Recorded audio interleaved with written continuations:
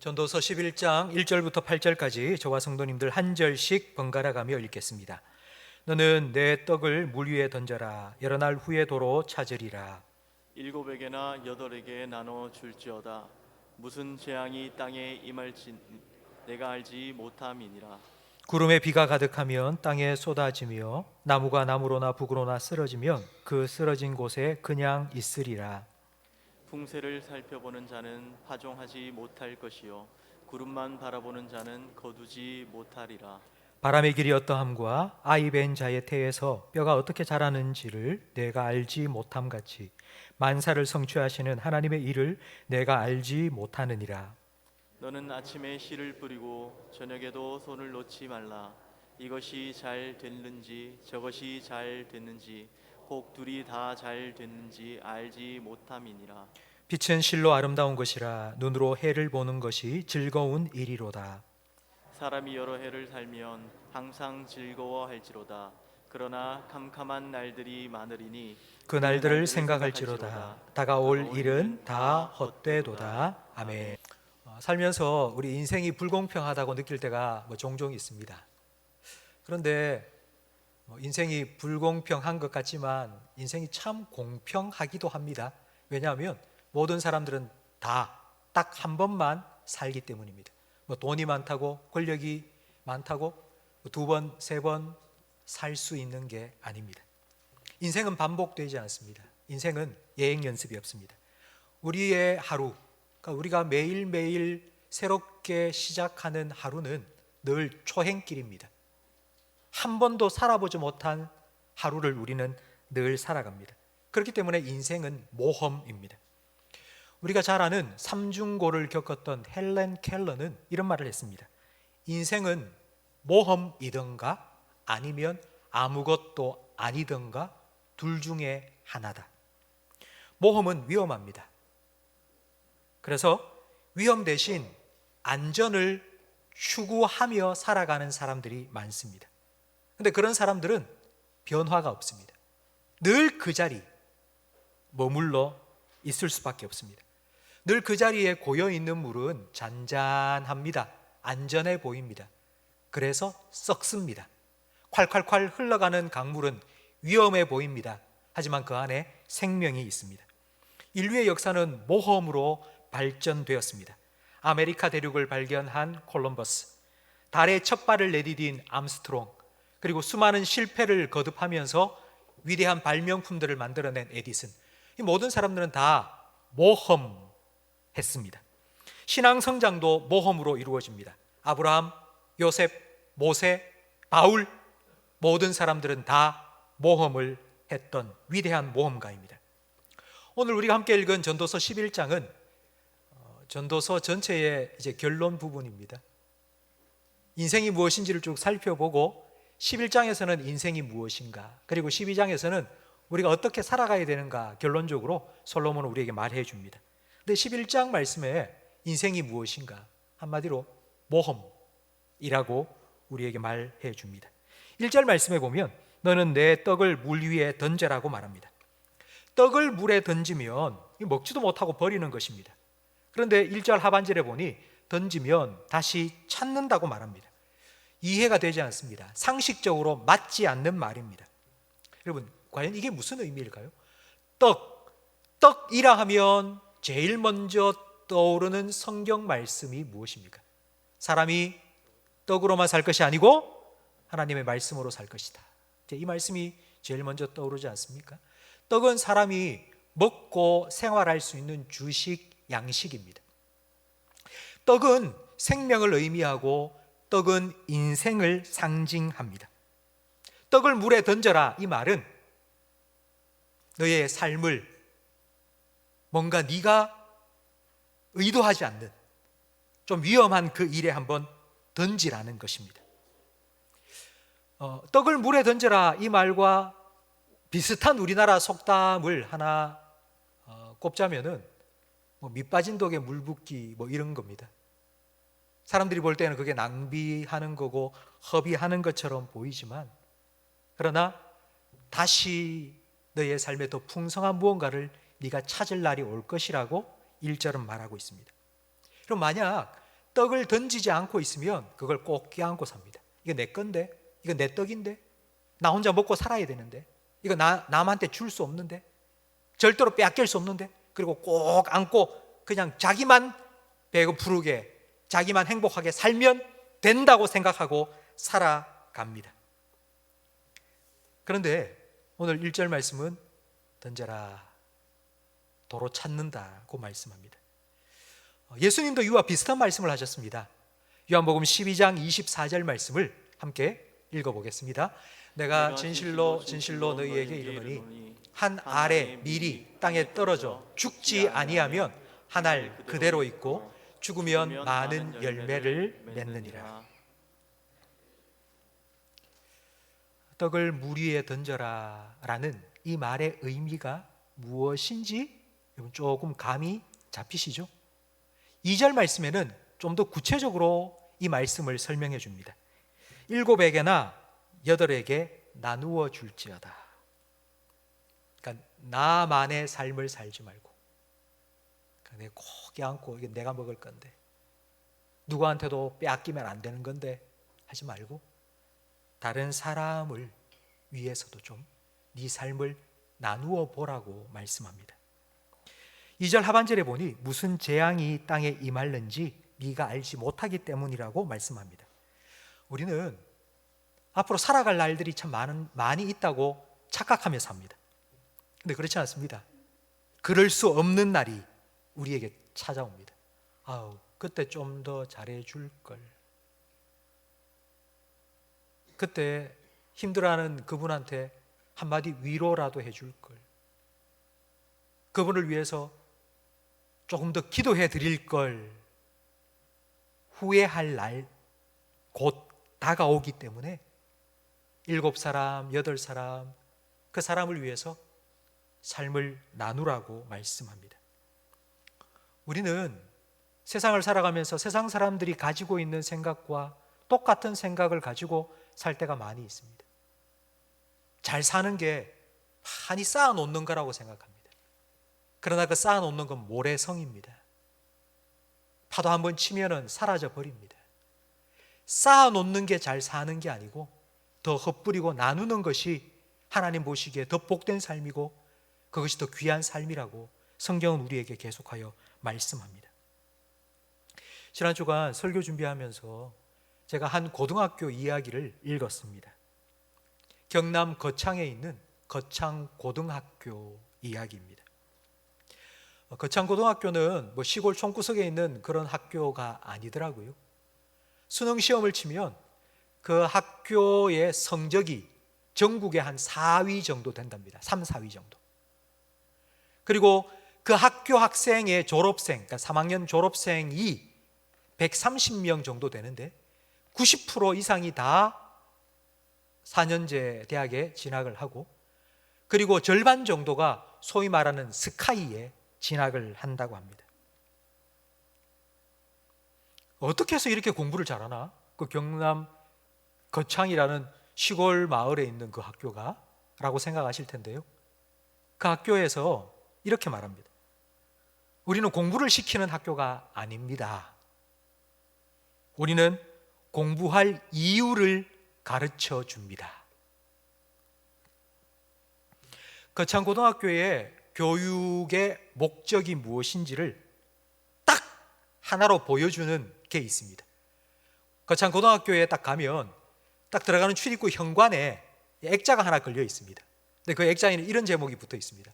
거창고등학교 직업선택 10계명입니다. 앞에 나와 있죠? 월급이 적은 쪽을 선택해라. 네가 가고 싶은 데 가지 말고 너를 필요로 하는데 가라. 승진의 기회가 자꾸 올라가려고 하지 말고 승진의 기회가 적은 쪽을 선택해라. 조건이 다 갖춰져 있는 그런 곳 가지 말고 황부제와 같은 힘든 곳 먼저 선택해라. 사람들이 전부 다 가고 싶어 하는 데 가지 말고 아무도 가지 않는 곳에 가라. 장래가 없다고 생각되는 곳으로 가라. 존경을 받을 수 없는 곳, 그곳으로 가라. 한가운데 가지 말고 가장자리로 가라. 만약 여러분이 자녀를 키우고 계신데요, 만약 이렇게 가르치는 학교, 그러니까 선생님들이, 교장 선생님이 학생들을 모아놓고 훈화 말씀을 하실 때 남들이 다 가는 곳 가지 마라, 높은 데 가려고 하지 말고 낮은 데 가라, 사람들이 전부 다 가고 싶어하는 그데 가지 말고 안 가려고 하는 그런 곳으로 가라, 이렇게 가르치는 학교가 있다면 여러분 자녀 보내고 싶습니까? 그런 학교에 여러분 아들, 딸, 손자, 손녀 보내고 싶습니까? 그런데 이 거창고등학교는 자기 자녀를 보내기 위해서 부모들이 줄을 선답니다. 경쟁률이 엄청나게 치열합니다.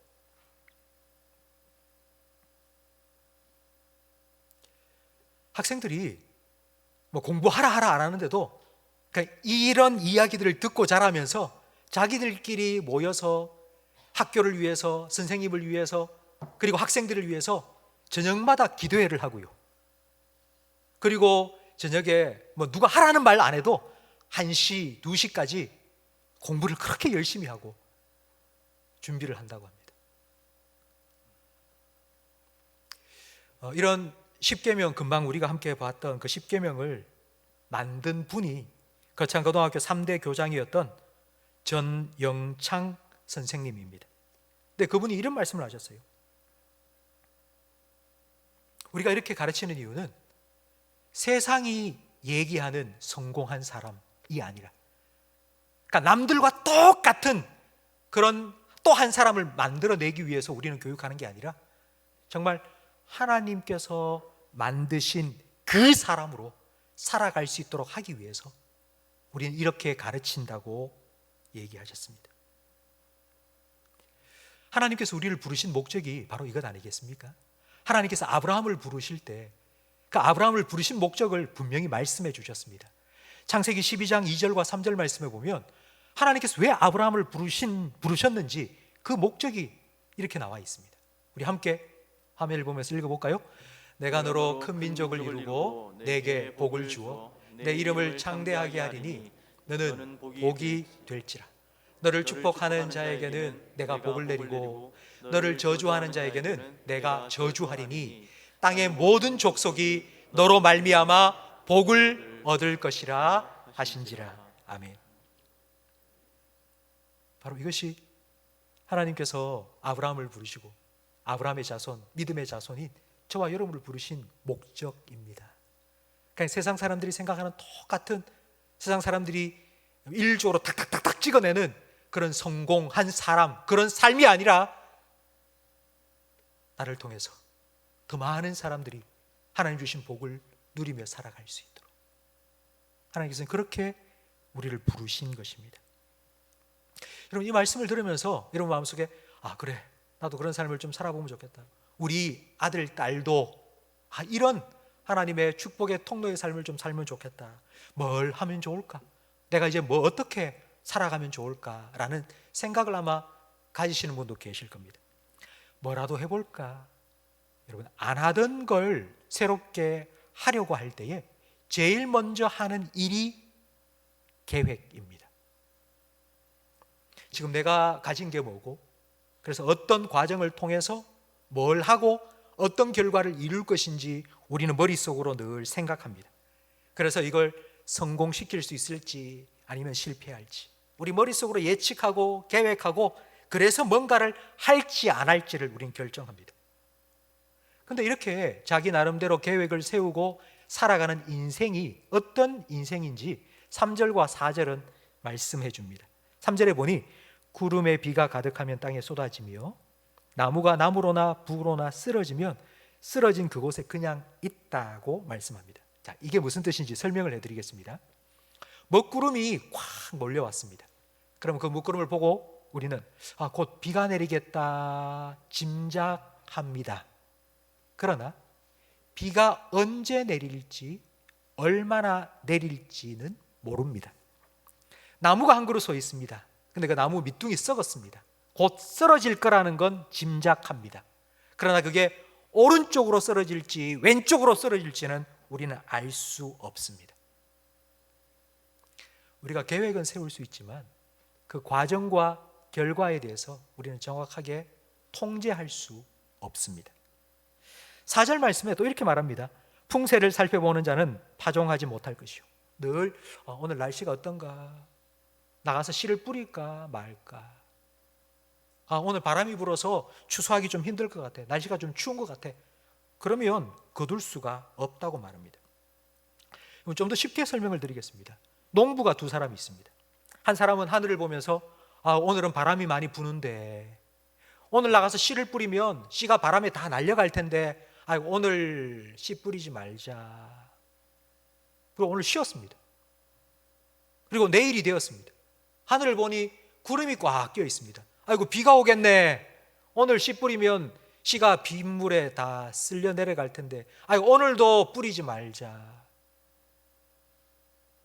근데 다른 한 사람은 바람이 불어도 씨를 뿌려야지. 여기서 뿌리면 저까지 씨가 날아가서 잘 뿌려지겠네. 나가자. 비가 올 것 같은데 씨를 뿌려놓으면 물 안 줘도 되겠네. 씨가 더 잘 자라겠네. 나가서 씨를 또 뿌립니다. 여러분은 지금까지 인생을 살아오시면서 이 둘 중에 어느 쪽인 것 같습니까? 여러분은 안 되는 쪽을 주로 많이 생각하고 안 될 것 같아. 해도 안 돼. 그만둬. 이렇게 살아오셨습니까? 아니면 그래 해보자. 도와주실 거야 하나님.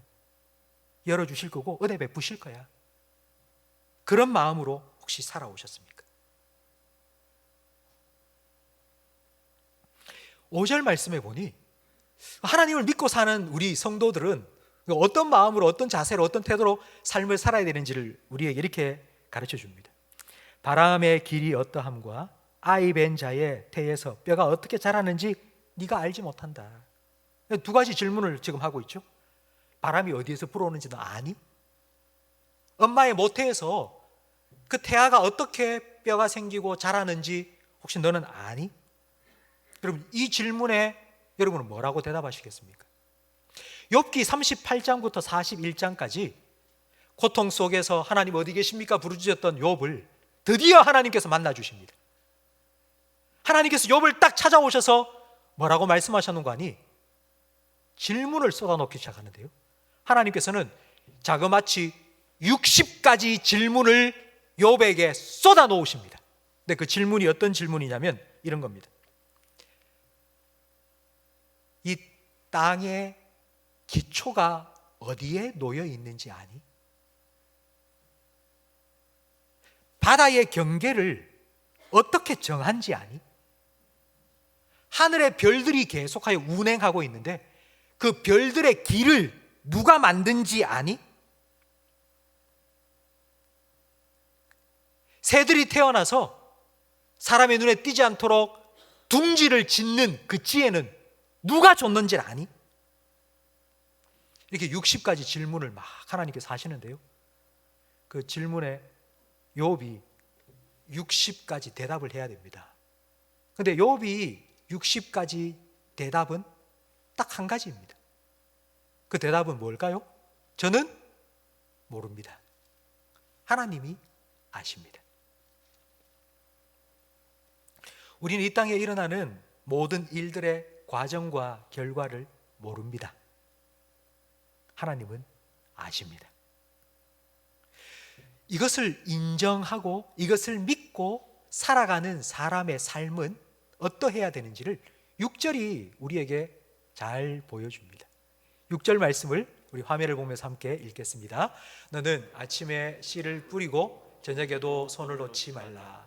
이것이 잘 될는지 저것이 잘 될는지 혹 둘이 다 잘 될는지 알지 못함이니라. 아멘. 아침에 씨를 뿌리고 저녁에도 손을 놓지 마라. 이 말은 저녁에도 씨를 뿌리라 이런 말입니다. 아침에 뿌린 씨가 잘 될지 저녁에 뿌린 씨가 잘 될지 아니면 둘 다 잘 될지 우리는 모른다. 그러니까 이게 무슨 뜻이냐면 우리가 해야 될 일을 계속 하라는 말입니다.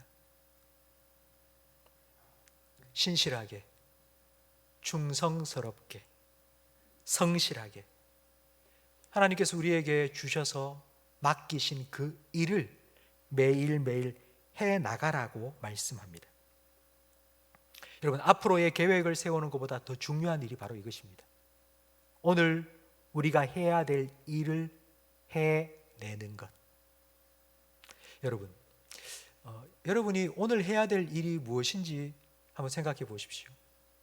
예배를 마치고 나면 집에 가서 또 일주일 동안 쌓아놓았던 빨래도 해야 되고 청소도 해야 되고 또 내일 직장 출근하면 또 일이 막 산더미처럼 쌓여 있을 텐데 그거 해야 되고. 여러분, 얼마나 할 일이 산더미 같습니까? 해야 될 일이 많습니까? 그 일들을 하나하나 해 나가라고 우리에게 말씀합니다. 그동안 하나님께서는 하나님의 일을 행하여 가실 것입니다. 우리는 씨를 뿌리고 물을 주는 일을 합니다. 그러나 그걸 자라게 하시는 분은 하나님이십니다. 그래서 우리는 울면서 씨를 뿌려야 합니다. 비가 와도 해야 되고요, 추워도 해야 됩니다. 내 스스로 이게 잘 될지 안 될지 예측해서 그냥 내 판단에 내가 결정을 내려서 하지 말자, 그만두자, 이건 아무 소용없는 거야, 밑 빠진 동에 물 붓기야, 안 돼 라고 하지 말고 하나님께서 우리에게 맡기신 일이니 그 일을 우리가 해 나가면 하나님께서 우리를 위해서 하나님의 뜻을 이루어 가신다는 것을 믿고 해 나가라고 말씀합니다. 그 과정이 내 계획대로 되지 않고 그 결과가 내 생각만큼 만족스럽지 않다 할지라도 마치 떡을 물 위에 던져버리는 것처럼 정말 아무 소용이 없는 헛수고와 같은 일을 지금 내가 하고 있다고 생각되는 것 같아도 우리는 하나님께서 우리를 위해 일하고 계신다는 걸 믿고 오늘을 살아내야 합니다. 이것이 믿음으로 살아가는 사람입니다. 이렇게 하루하루를 걸어가다 보면 하나님께서 우리를 위해서 행하신 일들을 보게 됩니다. 그게 무엇인지 시편 126편 5절 말씀에 기록되어 있는데요, 우리 함께 읽어보겠습니다. 눈물을 흘리며 씨를 뿌리는 자는 기쁨으로 거두리로다.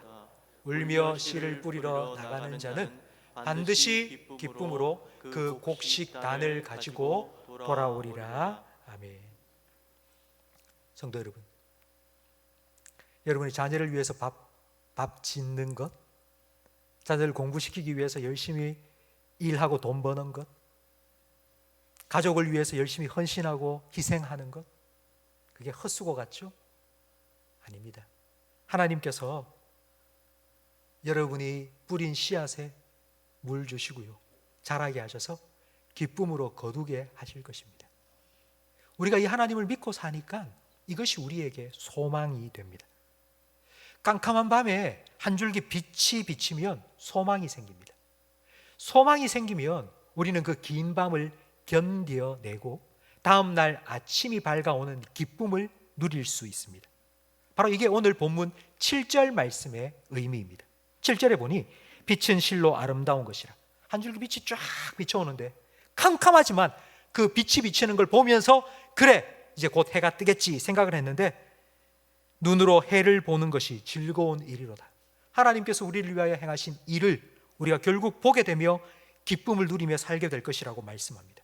하나님께 맡기고 하나님의 일하심을 믿고 기쁨으로 단을 거둘 그날을 소망하면서 날씨가 좋든지 나쁘든지, 내 기분이 좋든지 나쁘든지 하나님께서 나에게 맡기신 그 일을 오늘도 하루하루 묵묵히 해내며 살아가는 바로 그 삶이 하나님 보시기에 너무나도 복된 삶입니다. 이렇게 하나님을 믿고 살아야지 결심하고 다짐하고 이제 예배를 마치고 예배당 문을 딱 나서면 우리가 이 믿음을 꽉 견고하게 붙잡고 끝까지 믿음으로 살아가야 되는데 우리는 그렇지 않습니다. 사실 날마다 해가 쨍한 날이면 좋겠죠. 그런데 낮이 오면 밤도 찾아옵니다. 그게 바로 8절 말씀입니다. 여러분, 8절 말씀을 함께 읽어보겠습니다. 사람이 여러 해를 살면 항상 즐거워할지로다. 그러나 캄캄한 날들이 많으리니 그 날들을 생각할지로다. 다가올 일은 다 헛되도다.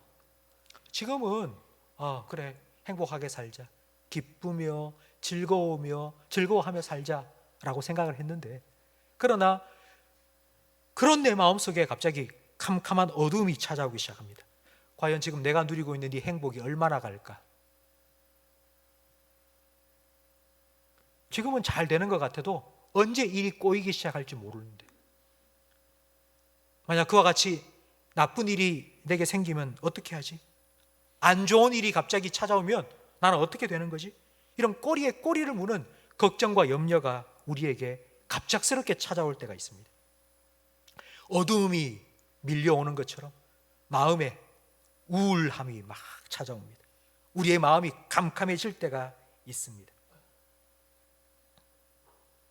이때 우리가 아무리 그래, 힘내자, 열심히 하자, 해보자, 그래, 열심히 해도 안 됩니다. 누군가 우리에게 믿음을 주시고 우리에게 빛이 되어 주셔야 합니다. 그분이 바로 예수님입니다. 요한복음 8장 12절 말씀에 예수님께서 이렇게 말씀하셨습니다. 나는 세상의 빛이니 나를 따르는 자는 어두움에 다니지 아니하고 생명의 빛을 얻으리라.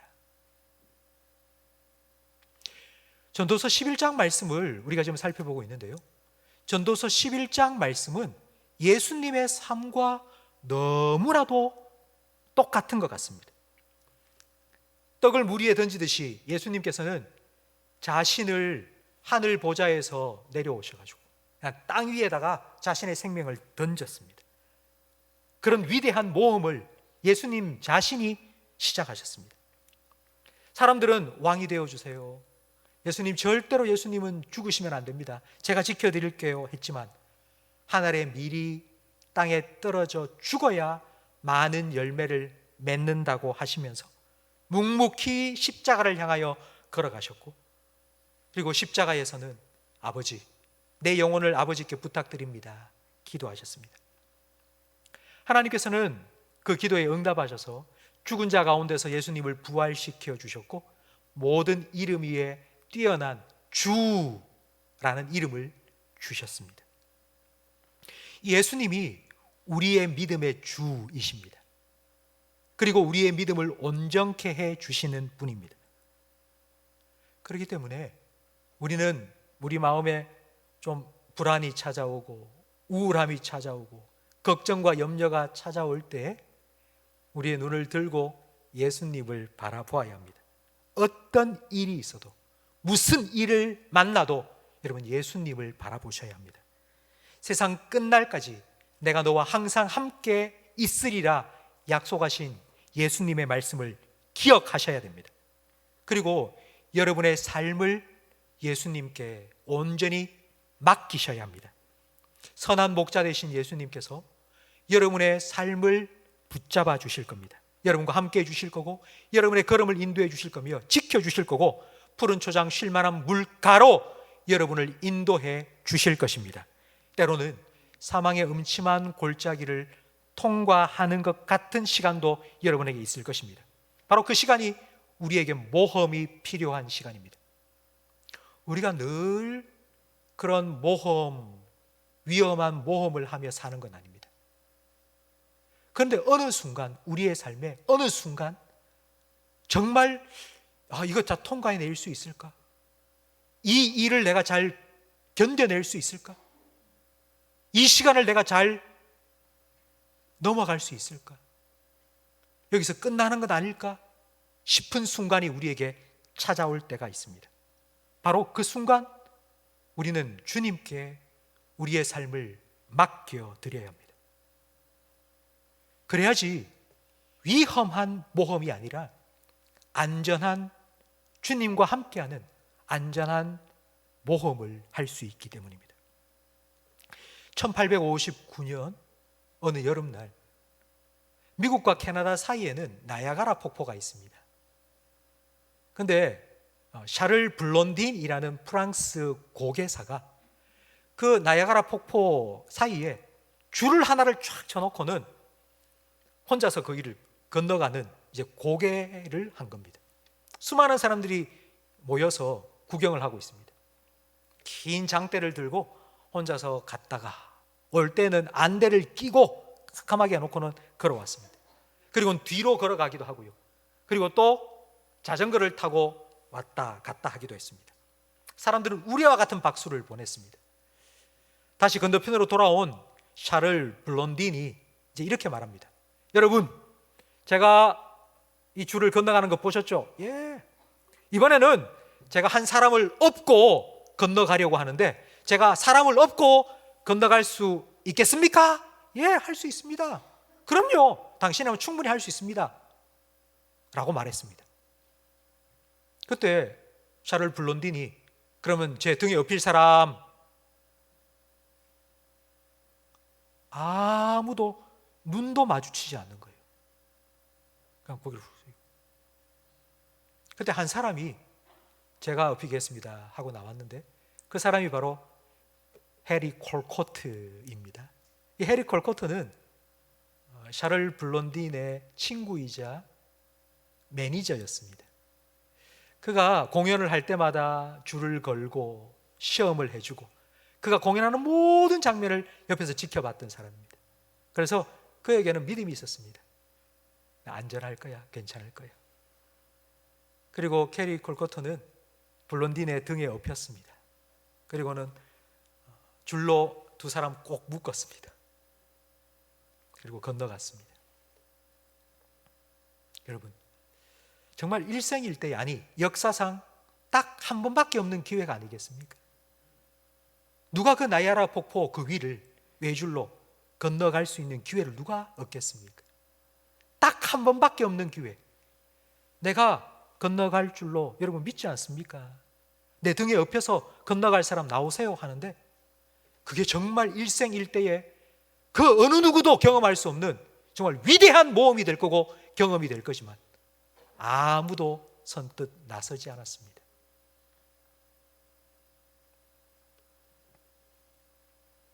성도 여러분, 우리 인생은 모험입니다. 인생에는 예행 연습이 없습니다. 우리는 늘 초행길을 다닙니다. 그래서 인생은 모험입니다. 모험을 생각하면 우리 위험하다고 생각합니다. 오늘 무슨 일이 또 있을까? 우리 자녀들 학교 보내놓고 학교에서 어떤 일이 있을까? 걱정이 되고 염려가 되기도 합니다. 그러나 여러분, 그런 우리를 향해서 예수님께서 말씀하십니다. 내 등에 업혀 건너갈 사람, 나와 함께 위험한 모험이 아니라 안전한 모험을 해볼 사람, 나오라고 우리를 초대해 주십니다. 성경에 우리가 만나는 인물들, 아브라함이나 모세, 그리고 베드로나 바울과 같은 사람, 그 사람들은 다 이런 모험을 한 사람입니다. 그들은 안전지대에 머물러 있다가 주님의 부름을 받고 그 안전지대를 떠났습니다. 편하게 살 수 있는 곳, 조상으로부터 계속하여 물려 내려오는 그 땅에서 농사짓고 아무 불편함 없이 그냥 살 수 있습니다. 그런데 네가 나를 따라오겠느냐?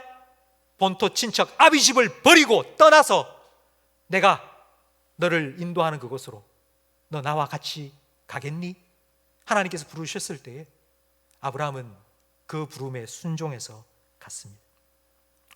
여러분, 그들이 두려워하지 않아서 우리가 생각할 때는 너무 무서워요, 너무 두려워요.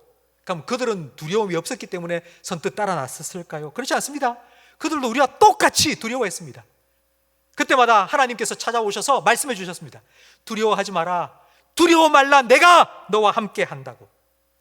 두려움이 없어서 하나님께 내 삶을 온전히 맡기고 주님의 등에 업혀서 그 폭포 위를 건너간 게 아닙니다. 두렵습니다. 내 모습 보고 상황을 보니 두렵습니다. 그러나 나보다 크신 주님, 모든 상황을 통제하시는 주님, 내 계획보다도 더 크신 하나님의 뜻을 이루어 가시는 그분, 그분을 믿기 때문에 그 믿음으로 두려움을 이겨내고 모험을 주님과 함께 해나갈 수 있었던 것입니다. 성도 여러분, 혹시 여러분은 어떤 삶을 살아가시길 원합니까? 주님께 어떤 기도를 드리십니까? 주님, 편안하게 살게 해주세요. 아무 어려움 없이, 아무 문제 없이, 우리 자녀도 정말 그렇게 살게 해주세요. 하나님 주시는 복 받으면서 그냥 혼자라도 행복하게, 아무 어려움 없이, 그렇게 세상 사람들이 말하는 그런 성공, 복된 삶을 그렇게 살게 해주세요. 과연 그게 복일까요? 늘 똑같은 매일매일의 반복적인 삶, 지루하고 따분한 그와 같은 삶을 우리는 복이라고 생각하며 살아가고 있지 않습니까? 그래서 주님께서는 때로는 우리에게 나와 함께 모험해보지 않을래? 라고 부르십니다. 우리가 살고 있는 삶의 영역, 그 바운더리를 넘어서서 한 발자국만 넘어서면 정말 주님께서 나를 통해서 일하시는 것을 우리가 경험하고 깨달을 수 있는데, 우리는 계속해서 우리가 쳐놓은 그 안전한 안전지대에 머물러서 그냥 오늘도 이렇게 편안하게 살게 해주시고, 오늘도 뭐 하는 일 잘 되게 해주시고, 오늘도 별일 없이 보내게 해주시고, 하나님께서 우리에게 그런 시간도 주십니다. 그러나 때로는 한 걸음 우리의 경계를 넘어서서 더 주님을 의지할 수 있도록, 더 주님의 등에 바짝 엎드릴 수 있도록 그와 같은 모험으로 우리를 주님께서는 초대하시는 시간도 우리에게 분명히 있습니다. 성도 여러분, 혹시 여러분 살아오시면서 여러분 삶에 이런 순간이 있었습니까? 우와, 인생이 정말 스펙타클하다. 우와, 인생이 정말 익사이팅하다. 혹시 이런 경험한 적 있습니까? 그때가 언제였습니까? 내가 계획한 대로, 내가 예측한 대로 착착착착 맞아떨어져서 그렇게 살아가는 그런 삶, 그런 삶이 아니라 정말 전혀 상상하지도 못했던, 정말 예상하지도 못했던 그와 같은 하나님의 인도하심, 하나님의 섭리와 도움의 손길을 경험할 때가 아닙니까? 그와 같은 삶을 주님께서는 우리에게 주시기 원하여서 너 한번 떠나보지 않을래? 너의 삶을 한번 던져보지 않을래? 나를 믿고 한번 따라오지 않을래? 내 등에 한번 엎혀보지 않을래? 주님께서 우리에게 요구하실 때가 있습니다. 그때가 언제인지 우리는 뭐 알 수가 없습니다. 그러나 여러분, 오늘 말씀을 생각하시고 혹시 주님께서 여러분에게 그와 같은 모험에 초대를 하실 그 순간, 오늘 말씀을 꼭 기억하십시오. 지금 내가 감당할 수 없는 일, 내가 어떻게 해결할 수 없는 이 일, 주님, 내가 주님 믿고 나가보겠습니다. 내가 아무리 생각해도 해결책이 없습니다. 돌파구가 없습니다. 그러나 주님께서 나를 위해서 계획해 놓으신 일, 지금도 이루어 주심을 나는 믿고 가겠습니다. 그러니 그 일을 보게 해 주십시오. 그 일을 보고 정말 주님 앞에서 내 인생이 이렇게 익사이팅하구나, 우와 주님, 이와 같은 감격이, 기쁨이 내 삶 가운데 좀 일어나게 해 주십시오. 여러분, 이런 기대 가지고 주님께서 여러분을 초대하시는 그 안전한 모험, 주님과 함께하는 그 위대한 모험, 여러분의 인생을 그렇게 주님과 함께 살아가시기를 축원합니다.